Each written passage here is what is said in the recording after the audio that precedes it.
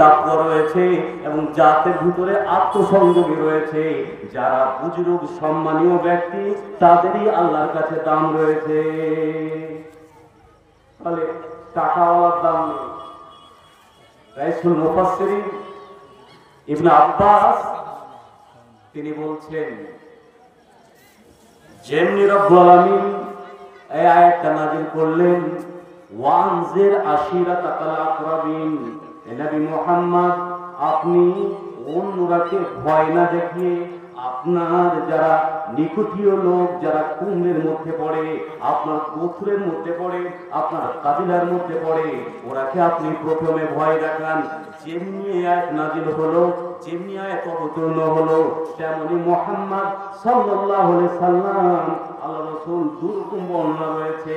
জাবালে কুহে চড়লেন, জাবালে কুহে চড়ার পরে আল্লাহ রাসূল বলছেন, সমস্ত ধরনের লোকেরাকে ডেকে বললেন, এটা একটা রায়ত রয়েছে। এবং ডাকার পরে বলছেন, এই মানুষেরা তোমরা যদি মনে করো যে পিছন থেকে এই যে দেখতে পাচ্ছ তোমাদের দুশমনেরা, তোমাদের শত্রুরা তোমাদের উপরে আক্রমণ করবে, তো তোমরা এই কথাটা আমার মানবে কি মানবে না? সকলেই বলেছিল, হ্যাঁ তুমি তো কোনদিন মিথ্যা বলনি, তুমি নবী মুহাম্মদ আর আমি সত্য বলো, তোমার কথা আমরা মানব নিশ্চয়।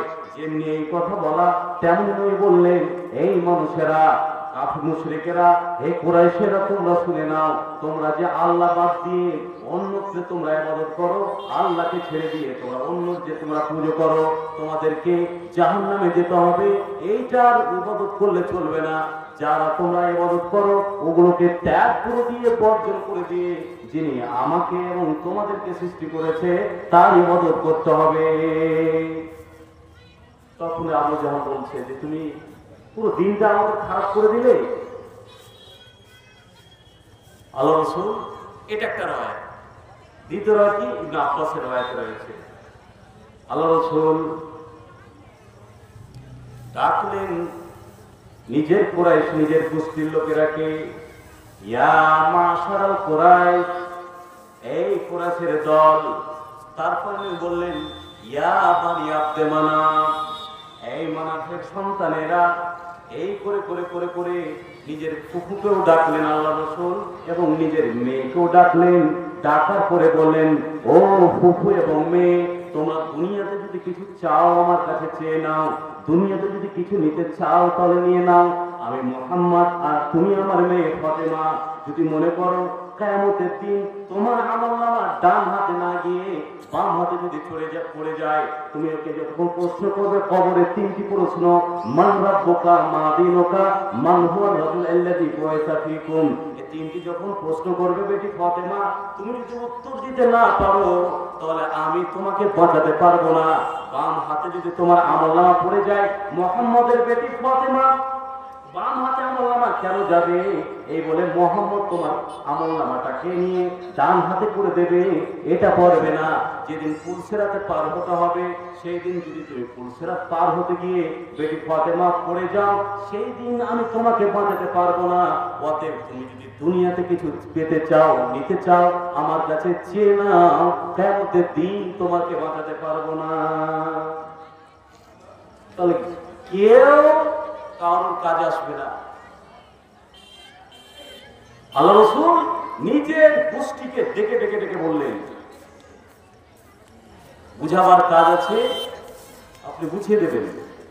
নিজের বেটিকেও বলছে, কলেজার টুকরা, কত ভালোবাসে আল্লাহ রাসূল। বেটিকে কত ভালোবাসে জানেন?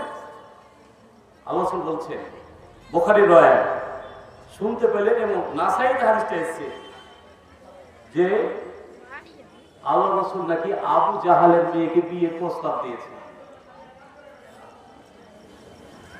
ফাতেমা শুনতে পেয়েছে, আল্লাহ রাসূলের বাড়িতে গেছে।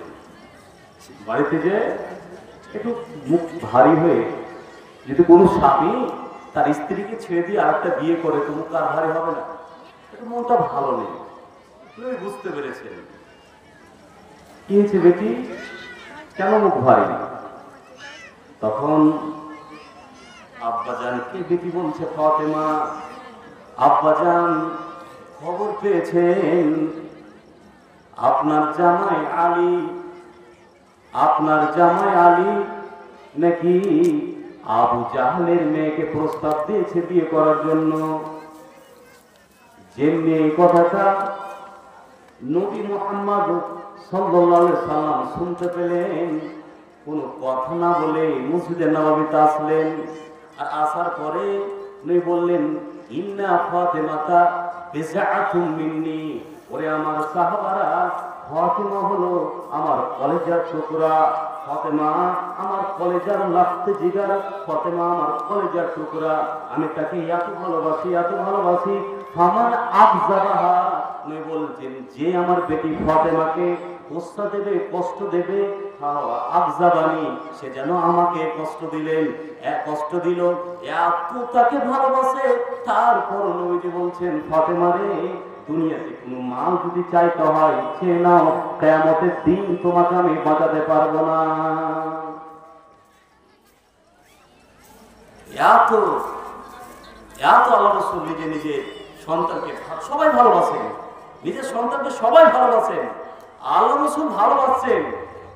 আর ভালোবাসার পরেও বলছে যে কেউ কাউকে বাঁচাবে না।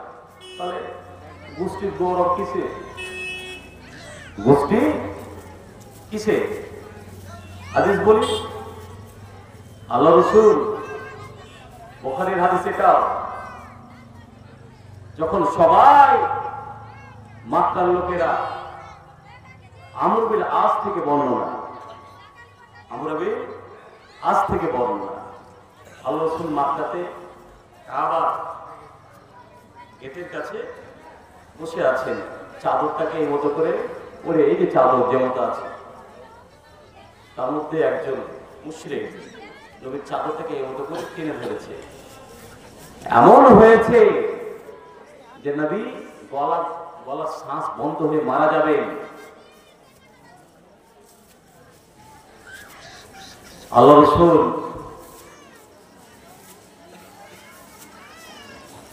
এটা একটা হাদিস। দ্বিতীয় হাদিস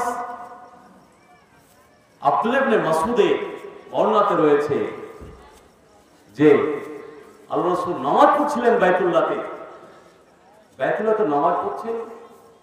আবু জাহাল, উতবা, শাইবা, ওয়াকব বিন আবি মুঈত, এরা সব থেকে কুরাইশের মধ্যে হারামি ছিল। এরা তখন বলতে লেগেছে যে মান আশকাল কওম, কে আছো কওমের মধ্যে সব থেকে বদমাহি, যে উটের ঘুরিয়েছে নবীর মাথায় চাপিয়ে, পিঠে চাপিয়ে রেখেছে।